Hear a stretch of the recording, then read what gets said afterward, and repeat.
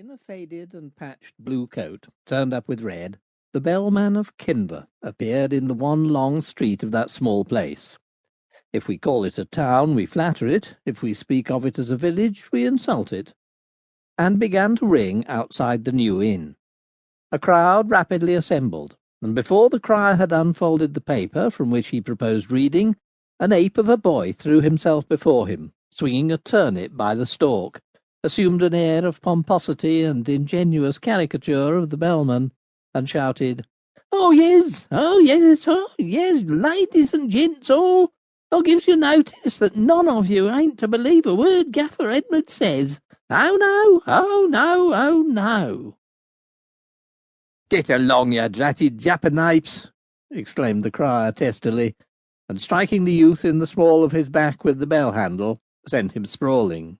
Then, striding forward, he took position with a foot on each side of the prostrate urchin, rang again, and called, "Oh yes, oh yes, oh yes. This is to give notice that this here evening at 6 o'clock at Stewponey there will be a grand champion match at bowls on the green. The prize to be Bladys Ray, commonly called Stewponey Blah. Admittance 1 shilling, half-a-crown in the ring, and tickets admits to the holy function by kind permission of the proprietor in the chapel of Stourton Castle. At 6 o'clock precise. No half price. Children and dogs not admitted."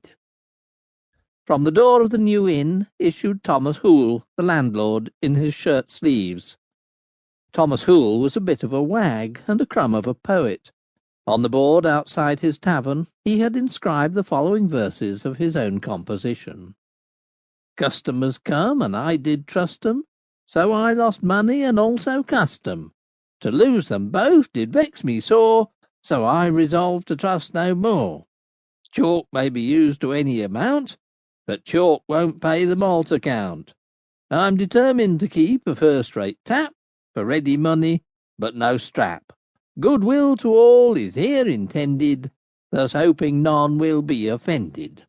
I remain, yours respectfully, one who's no fool, that is, Thomas Hoole."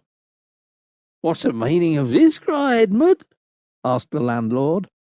"Well," exclaimed the bellman, rubbing his nose with the handle of the bell, and holding the same by the clapper, "I can't say exactly.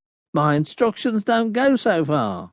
But I fancy the gentlefolk want a spree, and Cornelius Ray at the inn is going to marry again, and wants to be rid of his daughter first.